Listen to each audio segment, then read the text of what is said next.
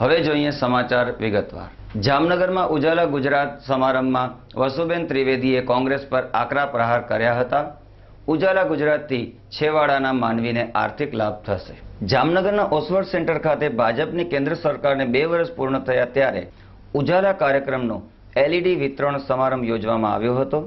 તેમાં રાજ્યના મહિલા અને બાળ વિકાસ મંત્રી વસુબેન ત્રિવેદી, તારાચંદ છેડા દીપ પ્રાગટ્ય કરેલ હતું। ઉજાલા ગુજરાતના સમારંભની વિશાળ જનમેદની મંત્રી પ્રોફેસર વસુબેન ત્રિવેદીએ કોંગ્રેસ પર પ્રહારો કર્યા હતા।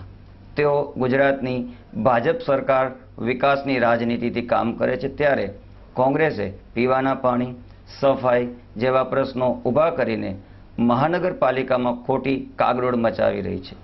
કોંગ્રેસે પોતાના ભૂતકાળને યાદ કરવાની જરૂર છે।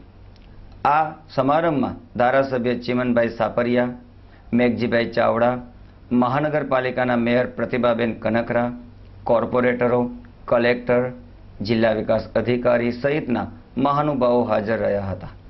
ઉજાલા ગુજરાતના ઉપક્રમે મહાનુભાવોના હસ્તે વિવિધ સાધન સહાય વિતરણ કરેલ હતું તો ₹5 કરોડના ખર્ચે તૈયાર થયેલ 66 કેવીનું સબસ્ટેશનનું મંત્રી વસુબેન ત્રિવેદી, તારાચંદ છેડાના હસ્તે લોકાર્પણ કરેલ હતું। તો આજે જે કાર્યક્રમ કર્યો એ ઉજાલાનો કાર્યક્રમ હતો। સમગ્ર ગુજરાત અને દેશ દિવ્ય બને, ભવ્ય બને, તેજોમય ગુજરાત અને તેજોમય ભારત, દિવ્ય ભારતની કલ્પના સાથે કામ કરનારી મારી ભારતીય જનતા પાર્ટીની વિચારધારાને આધીન છેવાડાના માનવીને સુખ સુવિધાઓ મળે એ હેતુથી આપણે કાર્યક્રમ કરીએ છીએ। ત્યારે આજે ઉજાલાના કાર્યક્રમ દ્વારા સમગ્ર રાજ્યના તમામ લોકોને એલઈડી લાઇટ મળે।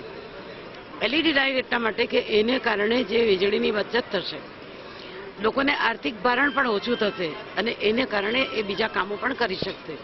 એક સુંદર મજાનો કાર્યક્રમ દેશમાં પહેલી વખત નરેન્દ્રભાઈ મોદીજી આપણા દેશના વડાપ્રધાન કરવા જઈ રહ્યા છે ત્યારે સમગ્ર જામનગર શહેરમાં આ કાર્યક્રમ થયો છે। ત્યારે સૌ વતી હું વડાપ્રધાનજીને એમના 2 વર્ષ થયા માટે ખૂબ ખૂબ અભિનંદન આપું છું।